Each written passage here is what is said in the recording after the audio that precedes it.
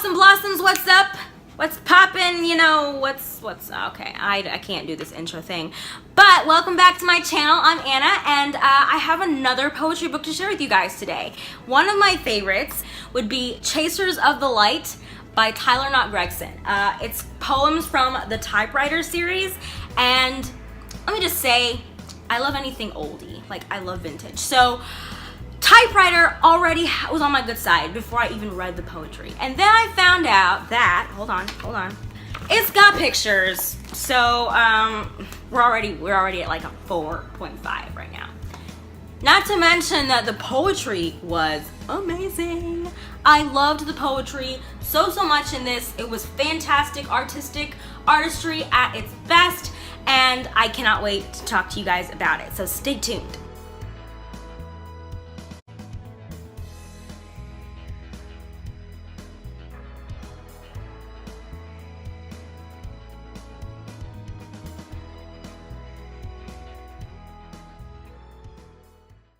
Knott Gregson does some really awesome things with this collection, and it has been like a beautiful experience to just read his poetry. If you guys don't follow him on Bookstagram/Poetry Instagram, then I would definitely recommend it because he posts more of this type of content on Instagram, and it's really great. Granted, I just joined Instagram like a 85-year-old woman, so I am just now like discovering that I can like actually sort of communicate with like my favorite poets, which blows my mind. He does some really like creative and artistic things just aside from the typewriter style poetry.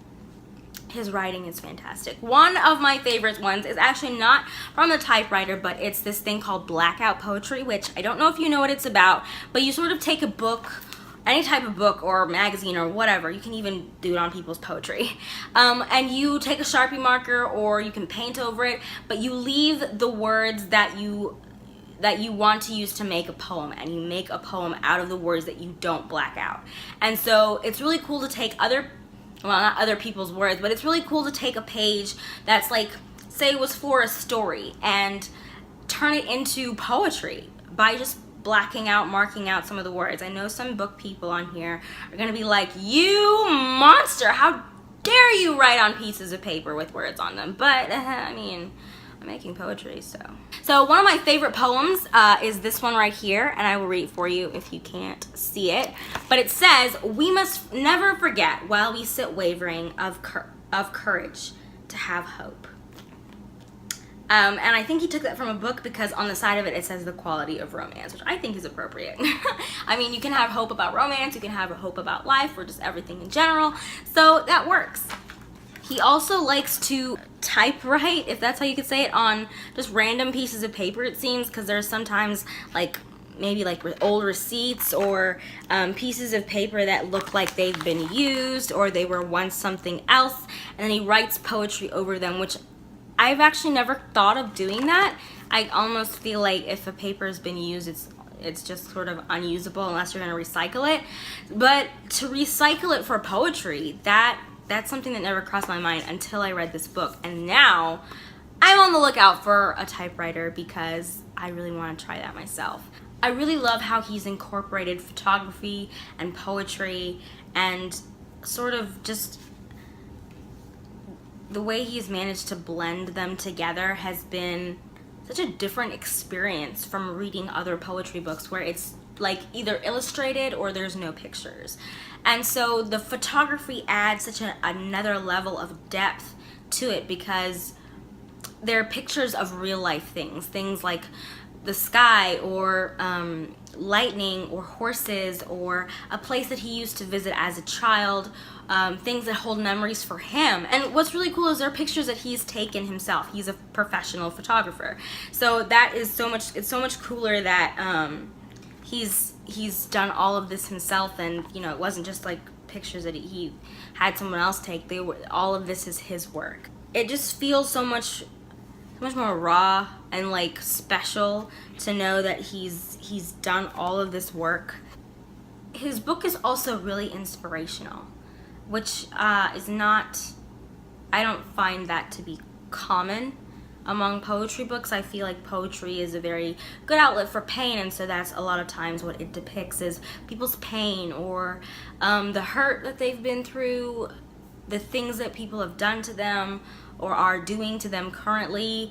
And so for a poetry book to be inspirational is something that I really enjoyed, and it wasn't frilly or, you know, like, oh my gosh, like, yes, live your life, but it was just very calming, and it gives you hope that whatever darkness that you are enduring now, it's not going to last, especially not if you are seeking the light, which is why he calls his book Chasers of the Light.